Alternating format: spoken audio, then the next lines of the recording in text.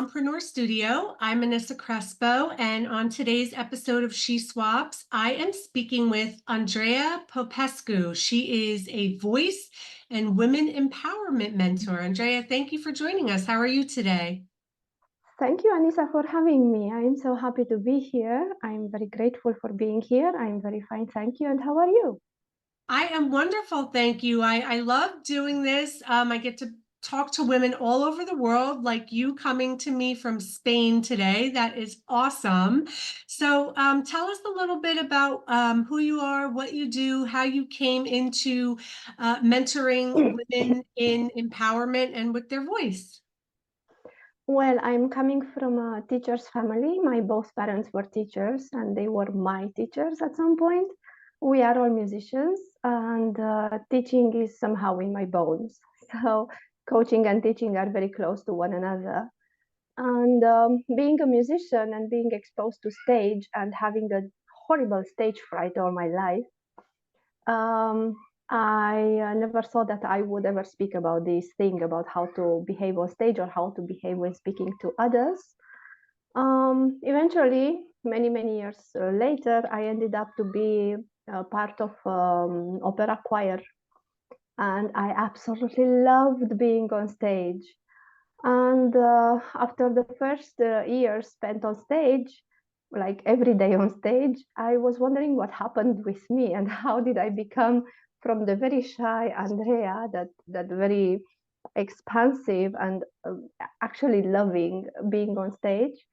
And once I came up with the idea of what happened, that I reverse engineered everything, I realized that it's something that actually I can gift to many other women because we women are mostly held back.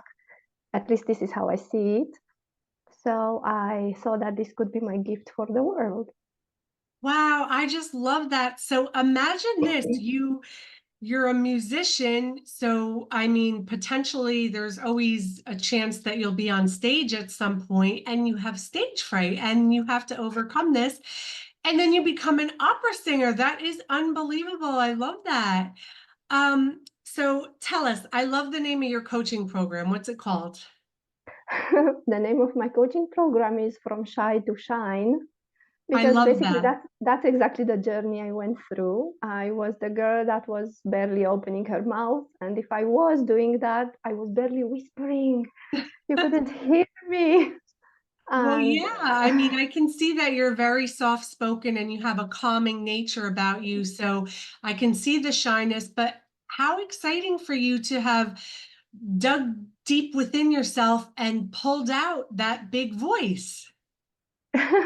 that was actually also work behind that, because of course nothing comes without a little bit of work, but No. it was not hard work. I actually woke up almost like waking up one morning and discovering that, hey, but I'm singing and I'm happy about it and I enjoy this, and I'm on stage with all those lights on me and seeing the faces of the people, because sometimes they were telling me, you're not going to see anything because of the lights. That's not true. You do see them, and there are many people, many eyes on you. And okay, yeah, a little bit of nervousness, yes, but not that crippling one, not the one that makes you forget all the lines you have to sing. So I would think this is amazing. I can give it to others, because everybody has stage fright at some degree, and for some of us, it's really a crippling feeling.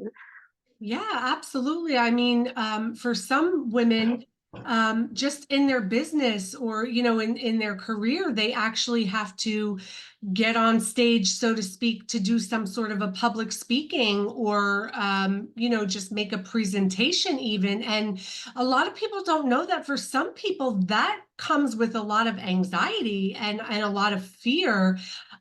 So you're out here helping women to overcome that. I love that. Yes, I made that my mission. My mission is to help women overcome these fears and step in, accept their authenticity, and open their mouth and say their stories. Maybe it's not a presentation, maybe it's not being on stage in front of thousands of people, but it's just showing up in your life and telling your story. Absolutely. That's so powerful. We all have a voice and we should use it. And, you know, there's nothing wrong if you have a fear of being in front of people or a fear of speaking.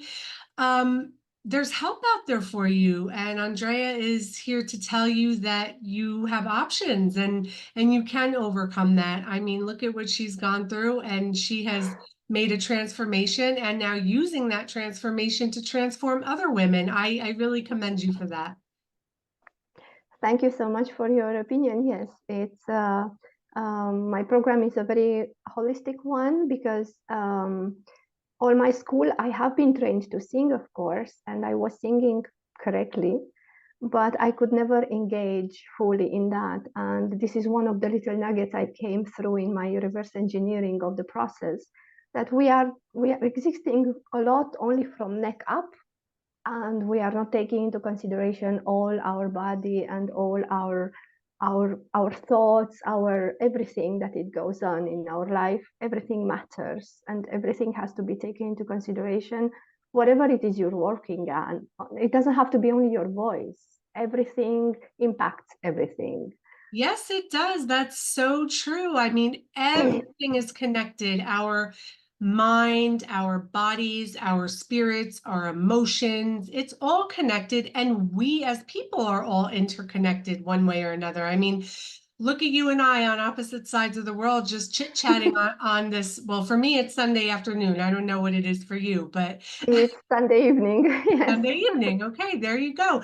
Yes, we are all connected. And I'm curious. So, in what capacity do you sing opera? And then tell me, you said obviously you're a musician. So, do you play instruments on top of that? I started as a little violin player. My first violin teacher was my mother. And well, due to the high stage fright I was feeling always, I didn't pursue a career as a violin performer, but I was a violin teacher. And not only that, I also taught music in school. Basically, all my career, I was a teacher teaching children with amazing results. My children got distinctions and diplomas everywhere they were going. I was really, really proud of them. And besides that, I learned how to play the piano. I consider it like a must for everybody, at least a little bit, like Twinkle, Twinkle, Little Star. Um, and besides that, yes, I was very curious about instruments, and I play some not so mainstream instruments like the Tibetan bowls or the tongue drum. These are sound healing instruments. I also play the kalimba, which is originated from Africa. And these are really easy instruments to play. I can recommend it to anybody. You can self-taught yourself to play these instruments. Yes, music is Wow. a bit still a big part of my life, and it also plays a role in my program as well. No, I don't ask anybody to sing, okay, to make it clear, but to sound and to do it with confidence, yes, we do that. It helps a lot with talking. Sure, it does. Wow, that's so beautiful. So, music is certainly a universal language. I love that. We were just chit-chatting a little bit about you're Hungarian and Romanian, but you live in Spain now, and your husband is Spanish, right? Mhm. So, but you're speaking different languages, and then with your child, you're speaking one language as well. Yes, I'm speaking Hungarian to my daughter. He's speaking Spanish to her. When we are together, we're speaking English. She's 2.5, so she starts to speak right now, and she's mm, combining everything. Yeah, well, I mean, that's the perfect age to, they say it's easier to teach a child to be multilingual than it is, obviously an adult who's already learned one language and has been speaking one language their entire life. So that's wonderful. I think that's fascinating. And again, I mean, you're teaching music, which is a universal language. So that's really beautiful. I love that we had the chance to chit chat a little bit today, and you're sharing all these beautiful talents and gifts with the world, and all because you overcame that stage fright. And here you are taking the stage in front of the entire world potentially. Yes, well, without this, I wouldn't have dared to leave my country. I wouldn't have dared to have a child with somebody so different from me. There are a lot of things which are related to the fact that actually I started to look into myself and start to understand who I am. And about this, your research is much better, Anisa. I just read your book, and you are all about empowering women, and I'm about even making them speak with a little bit more confidence. So yes, when you look into yourself and you look how much depth you have and how many gifts you actually have, because we all do have our gifts, Yes, we do. then you're going to feel that nudge, that need to share it with the world, because this is how we enhance each other. This is how we enrich each other's experiences. Because with my story, I just gave you an experience you wouldn't have had otherwise, and vice versa, you give me an experience that I wouldn't have had otherwise. And I think this is really empowering for each other. Absolutely. And that's what we're all about. I mean, isn't it amazing as women what we're capable of? And we don't even know it half the time. I mean, we really don't. And then all of a sudden we do it.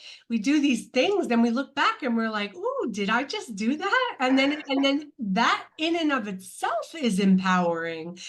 So I love your tenacity. I love, that you're out here sharing all these wonderful gifts with the entire world, and just keep being you because you're a special individual.